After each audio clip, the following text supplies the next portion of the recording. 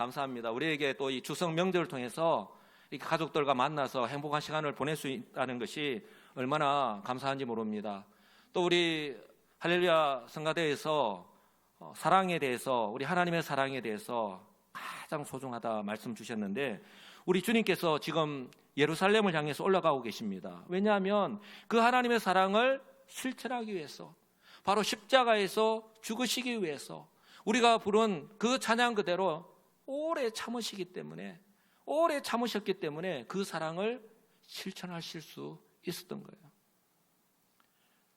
드디어 우리 예수님께서 예루살렘으로 가는 관문이라고 할 수 있는 여리고를 지금 통과하고 계십니다. 우리 여리고에 대해서는 많이 들어보셨을 텐데, 여리고는 이 지상 가운데서 가장 오래된 도시 가운데 하나인데요, 특히 그것보다도 더 유명한 것이 해수면보다 250m나 낮은 위치에 있어요. 한 250m, 300m 정도 해수면보다 저지대에 있습니다. 반면에 예수님이 가셔야 되는 저 예루살렘은 790m, 한 800m의 그 고지에 있는 거예요.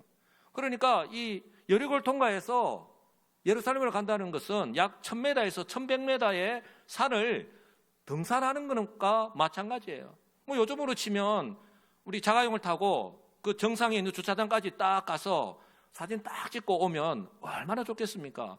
그런데요, 저 여리고에서 예루살렘까지의 거리가 한 35km 정도가 돼요. 그런데 가는 길이 얼마나 험하겠습니까? 부지런히 걸으면, 아마 저와 여러분이 부지런히 걸으면 하루 정도 만에 갈 수 있는 거리인데, 아까도 말씀드렸지만 약 1000m에서 1500m 되는 고지인데다가 저 길이 어떻습니까? 얼마나 험한지 몰라요. 양옆에는 계곡이 있습니다. 떨어지면 낭떠러지예요. 이처럼 길이 험한 곳을 지나서 예루살렘으로 이제 올라가셔야 되는 거예요. 성도 여러분, 이처럼 예수님께서 그 하나님의 사랑을 실천하기 위해서, 그 십자가에 죽으시기 위해서 예루살렘으로 가시는 이 여정요, 정말 순탄치 않습니다. 방금 제가 사진을 보여드렸지만 단순히 거리나 아니면 이런 지리적인 환경 때문만이 아닙니다.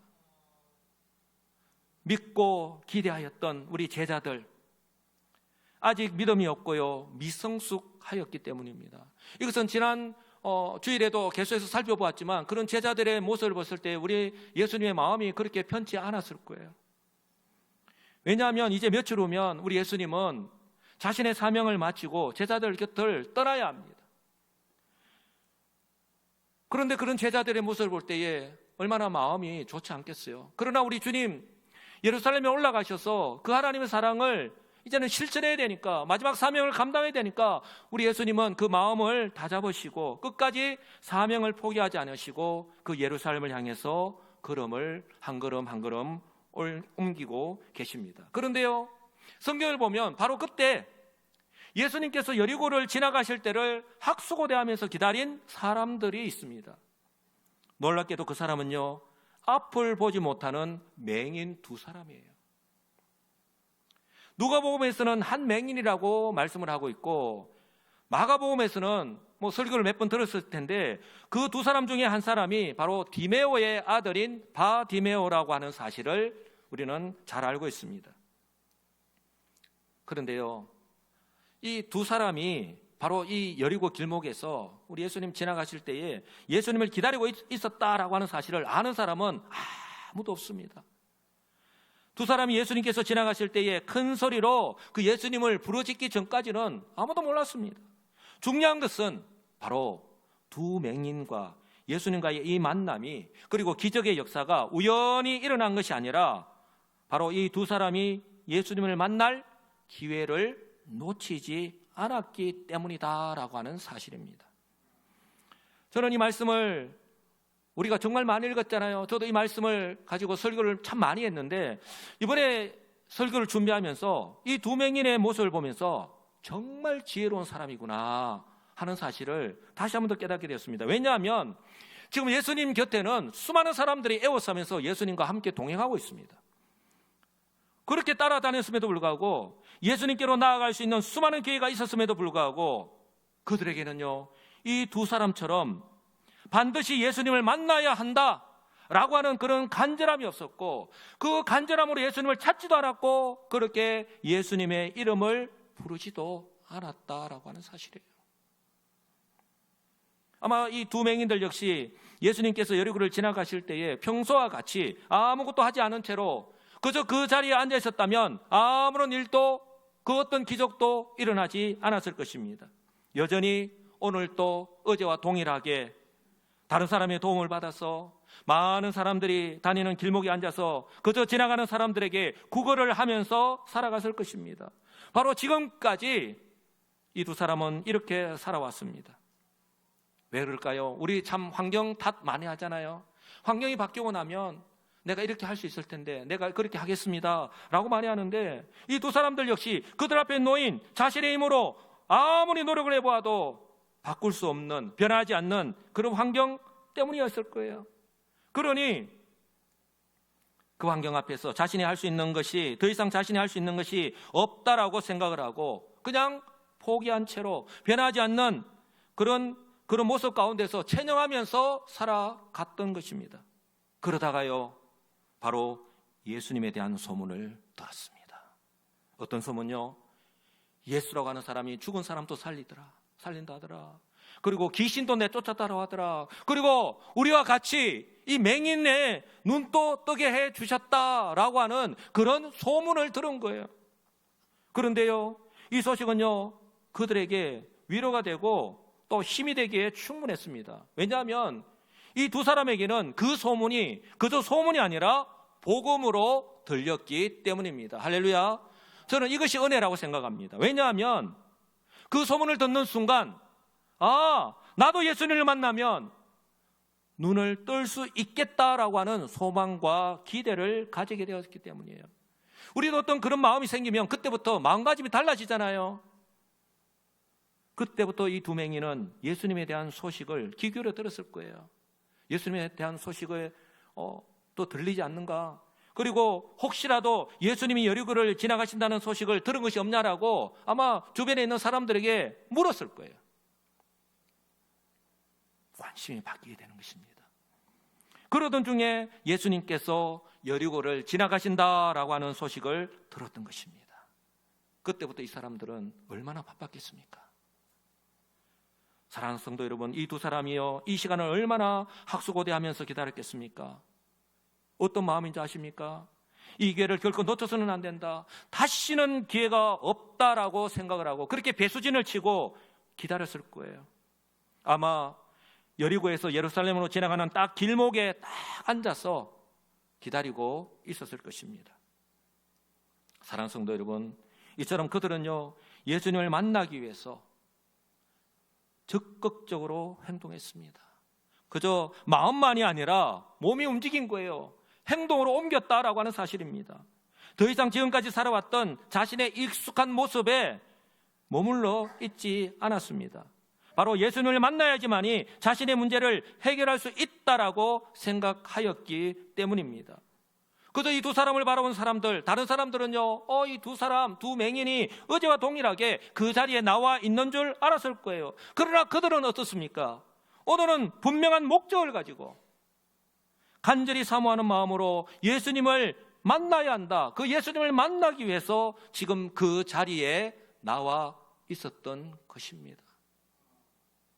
오늘 저와 여러분들이 주일을 기다리고 이 예배를 통해서 우리 하나님을 만나야 되겠다라고 하는 그런 간절한 마음으로 나온 것, 동일한 마음이 아닐까 싶습니다. 마침내요, 그렇게 애타게 기다렸던 예수님께서 여리고를 지나가십니다. 그들은 앞을 볼 수 없었습니다. 그러니 이제는 길을 쫑긋 세우면서 기다릴 수밖에 없는 거예요. 집중할 수밖에 없습니다. 발자국 소리, 시끌벅적한 소리, 예수님이 이제 지나간다라고 하는 소식을 들었습니다. 그때 그 두 사람은요, 조금 더 망설이지 않고 큰 소리로, 이 마이크 성능이 너무 좋기 때문에 그때 그 두 사람의 심정으로 아마 소리를 치면 이 마이크 나갈 것 같아요. 스피커가 찢어질 것 같아요. 그 두 사람이요, 아마 큰 소리로 울부짖으면서 그렇게 주님의 이름을 불렀지 않겠습니까? 그 수많은 사람들이요, 예수님을 에워싸면서 지금 가고 있습니다. 얼마나 웅성웅성거리고 시끄럽겠습니까? 그런데 그것을 집중하기 위해서 이 두 사람이 얼마나 큰 소리로 주님이라고 부른 거예요. 먼저 주님이라고 불렀습니다. 그리고 우리를 불쌍히 여기소서 다윗의 자손이여. 여러분이라면 이 기회를 놓쳐서는 안 된다, 그런 간절함이 묻어있다면 속삭이듯이 외치지 않았을 거예요. 목청껏 그냥 목이 나가는 한이 있더라도 그게 크게 외쳤을 거예요. 그들은 주님이 아니면 안 된다라고 하는 그런 간절함으로 예수님을 불렀습니다. 놀라운 일이 났습니다. 그렇게 시끄러운 가운데 그 두 사람의 소리가 예수님의 귀에 딱 박힌 거예요. 예수님께서 지나가시던 그 걸음을 멈추셨습니다. 그리고 그들을 주목하신 거예요. 성도 여러분, 예수님께서 지나가시던 걸음을 멈추시고 그들을 주목하신 것이 단순히 그저 거지니까, 소경이니까 그저 동정심으로 바라보았을까요? 좀 전에도 말씀을 드렸지만 지금 예수님 주변에는요, 수많은 사람들이 예수님을 따라다니고 있었습니다. 그러나요, 그렇게 수많은 사람들이 예수님을 따라다니고 있었지만 이 두 맹인처럼 그렇게 간절한 마음으로 예수님을 찾고 예수님을 기다리고 그렇게 주님 만났을 때에 주님, 다윗의 자손이여라고 부르는 사람은 한 명도 없었다라고 하는 사실이에요. 사람들은 그저 예수님을 따라다니는 그런 외모만을, 그 겉모습만을 바라보지만 우리 주님은요, 그 중심을 보시잖아요. 바로 우리의 마음을요 꿰뚫어 보고 계신다고 하는 사실입니다. 사랑하는 성도 여러분, 적어도 이 두 맹인은 예수님께서 그들의 질병을, 그들의 눈을 뜨게 해주신다라고 하는 그런 충분히 고칠 수 있다고 믿었기 때문에 이렇게 큰 소리로 간절하게 외쳤던 것입니다. 어떻게 이것을 확인할 수 있냐고요? 그들이 그렇게 큰 소리로 외쳤을 때에 그 함께 지나가던 예수님과 동행하던 사람들이 대단한 사람이야, 어떻게 저렇게 용기 있게 예수님의 이름을 부를 수 있지? 라고 칭찬하고 격려했습니까? 그렇지 않았습니다. 시끄러! 조용히 하네! 그렇게 그 사람들을 나무라고요, 성경에 보니까 그들을 꾸짖었다고 말씀합니다. 헬라 원어의 의미를 보면요, 그들을 비난하고 그렇게 이야기했다는 거예요. 시끄럽다, 입 다물으라고 그렇게 비난하면서 그들을 꾸짖은 거예요. 그런데 그들의 마음 가운데 정말 주님에 대한 그런 간절함이 없었다면 그들은 포기하고 말았을 거예요. 음매 기죽하고 아마 포기하고 말았을 거예요. 그러나 이 두 사람은 예수님에 대한 기대와 간절함이 있었기 때문에, 예수님이 아니면 안 된다라고 하는 그런 간절함이 있었기 때문에, 이번에 이 기회를 놓치면 안 된다라고 하는 간절함이 있었기 때문에 그 소리에 조금 더 기죽지 않았습니다. 오히려 더 큰 목소리로 다시 한번 더 정확하게 그들이 막으라면 막으라라고 하는 그런 심령으로요, 다시 한번 더 똑같이 주여 우리를 불쌍히 여기소서 다윗의 자손이여, 그렇게 외쳤습니다. 사랑하는 성도 여러분, 저는요 이번에 이 말씀을 다시 한번 더 준비하면서 이 두 사람을 통해서 모습을 보면서, 간절함은 현재 이 고난을 이길 수 있는 힘을 준다, 견딜 수 있는 힘을 준다, 간절함을 이길 수 있는 사람은 없다, 그런 말을 다시 한번 더 깨닫게 되었습니다. 이처럼 이 두 맹인의 간절함을 가장 잘 표현하고 있는 그 찬양이, 저는 이 찬양이 아닐까 싶은데요, 바로 시편 42편의 그 내용을 곡으로 올려놓은 거죠. 목마른 사슴이라고 하는 찬양입니다. 목마른 사슴 시냇 물을 찾아 헤매이듯이 내 영혼 주를 찾기에 갈급하나이다.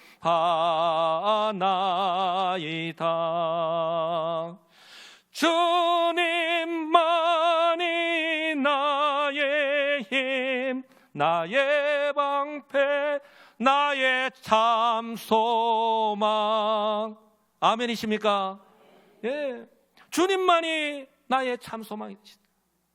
정말 목마른 사슴이 시냇 물을 찾기에 갈급한 것처럼 이 두 사람이 그렇게 주님을 찾았고 기다렸고 그렇게 고백하였던 거예요. 나의 몸 정성 다 바쳐서 주님 경배합니다. 그 결과 어땠습니까? 그 두 사람은요, 그들의 바람대로 예수님을 만났습니다. 예수님께서 가시는 거리를 멈추시고 두 사람을 주목하셨습니다. 그리고 그들에게 말씀하셨습니다. 내가 너희에게 무엇을 해주기를 원하느냐. 우리 주님 다 알고 계셨어요. 그럼에도 불구하고 그들의 중심을 보셨기 때문에 그 모든 사람들이 지켜보는 가운데에 바로 그들을 향해서 내가 너희에게 무엇을 해주기를 원하느냐라고 물었습니다. 그때 이 두 사람은요, 주님, 우리의 눈뜨기를 원합니다. 그들의 마음의 소원을, 아니 평생 소원을 주님께 말씀드렸습니다. 그러자 우리 주님 어떻게 했습니까? 그들을 불쌍히 여기셔서 그들에게 다가가셔서 그들의 눈을 만져주셨어요. 우리가 1년에 3번 특별 새벽 기도를 합니다. 그 가운데에 우리 다음 세대를 위한 우리 자녀들 위해서 특별 새벽 기도하는 주간이 있습니다. 마지막 토요일에 우리 자녀들 다 앞으로 나옵니다. 우리 부모님들이 자녀들을 안고, 그때 어떻게 합니까? 자들을 안고 기도하죠. 때로는 머리 안수를 하고 우리 장로님들, 교사들, 우리 부모님들 머리 안수하고 기도하죠. 자녀들을 사랑하는 마음으로, 오늘 예수님이 사랑하는 마음으로 이 두 맹인들에게 그 마음을 보시고 눈을 어루만져 주신 거예요. 즉시 바로 주님께서 그 눈을 어루만지시자 바로 그들이 즉시 눈을 뜨게 되었다고, 다시 보게 되었다라고 성경은 말씀합니다. 할렐루야. 사랑하는 성도 여러분, 그들의 믿음이 현실로 나타나는 순간입니다. 다른 사람에게 나타났던 그 기적이 그들이 불과 얼마 전까지만 하더라도 소문으로 들었잖아요. 다른 사람들이 경험하였던 그 기적이 이제 자신에게 나타났습니다. 다른 사람에게서 들었던 그 복음이 자신의 복음이 되었고 그들이 바로 그 복음의 주인공이 되었습니다. 이렇게 두 사람은요, 일생일대의 변화를, 그 기적을 경험하였습니다. 할렐루야. 이 두 맹인의 삶 어떻습니까? 저는 이 두 맹인의 삶을요, 우리 예수님을 만나기 전과 후로 정확하게 구분할 수 있습니다. 여러분, 예수님을 만나기 전에 그들의 모습이 어땠죠? 그저 땅에 속한 사람으로 자신에게 주어진 그 환경 속에서, 어찌할 수 없는 그 환경 속에서 자신의 한계만을 확인하고 아무런 변함 없이, 아무런 소망도 없이 그렇게 매일 습관을 따라서 그렇게 하루하루를 살아갔던 사람들이에요. 한숨만 쉬면서. 그러나 예수님에 대한 소문을 듣고 난 이후에 그들이 그때부터 달랐잖아요. 기대하고 기다리고 준비하면서 그 간절함으로 주님을 기다렸잖아요. 그들이 준비하는 모습만 바라봐도 합니다. 예전에 우리 부모 세대, 아마 우리 여기 어르신들 가운데도 그런 분이 있을 거예요. 주일을 얼마나 학수고대하고 기다렸는지, 옷도 다리고 심지어 헌금을요, 옛날에 다리미로 다려서 새 돈, 빳빳한 돈으로 하나님께 드려야 된다고 그렇게 간절함이 그런 모습 가운데 나타났던 거예요.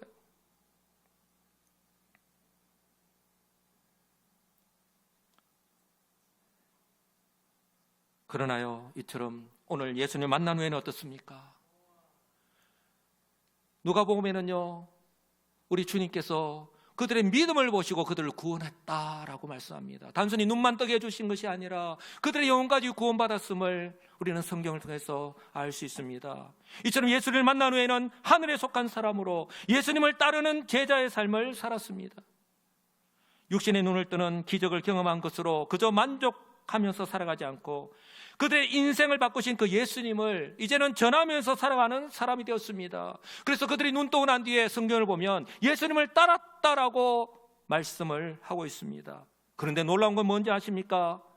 이렇게 그들이 예수님을 만났고, 아니 예수님을 만나기 전에 소문을 들었을 때부터 그렇게 간절한 마음으로 기다리고 준비하고 그때부터, 그리고 예수님을 만난 그 후에도 여러분 그들 앞에 놓인 환경은 조금도 변하지 않았다라고 하는 사실이에요. 그저 달라진 것이 있다면 그들에게 없었던 예수님에 대한 간절함이 생겨났고, 그 간절함으로 주님을 기다렸고, 그 간절함으로 주님을 만났고, 그 간절함으로 기적을 경험했다라고 하는 사실이에요. 그런데요, 성도 여러분, 더 놀라운 게 있습니다. 듣고 놀라지 마시기 바랍니다.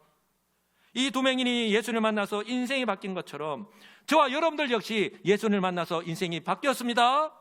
할렐루야. 믿으십니까? 예, 저와 여러분들 역시 예수님을 만났기 때문에 구원을 받았고 오늘 이 시간에 우리 하나님 앞에 나와서 예배하고 있는 줄 분명히 믿습니다. 구원을 받고 이 두 맹인과 같이 하늘에 속한 사람이 되었습니다.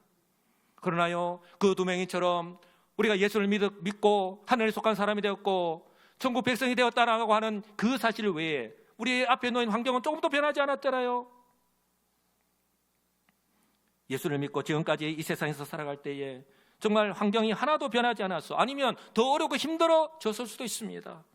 이런 환경 속에서 마음 편할 날이 하루도 없었고 눈물만 흘리면서 정말 어렵고 힘들게 살았는데, 그런데요, 그렇게 허무하게 죽음으로 모든 것이 끝나는 인생이 아니라 이 세상에서 이처럼 어렵고 힘든 환경 가운데서도 이 두 맹인처럼 예수님을 따르면서 예수님을 전하는 내 복음, 내가 만난 그 예수님, 어떻게 나에게 역사하셨다고 하는 그 주님을 증거하면서 그렇게 말씀대로 순종하면서 살았던 그 삶을 바로 천국 보상받는 그 천국에서의 삶을 기다리는 인생으로 바뀌었다라고 하는 사실입니다. 할렐루야. 이것이 우리가 이 가운데서, 이 땅 가운데 살아갈 때에 우리가 믿음으로 인내하면서 천국을 소망하면서 살아가야 하는 이유가 바로 여기에 있습니다. 그런데요, 이처럼 예수를 믿고 구원받는 성도가 되었지만 하늘에 속한 사람이라는 그 정체성을 가지고 살아가는 것이 말처럼 쉽지 않잖아요. 오늘 내가 예수를 믿었습니다.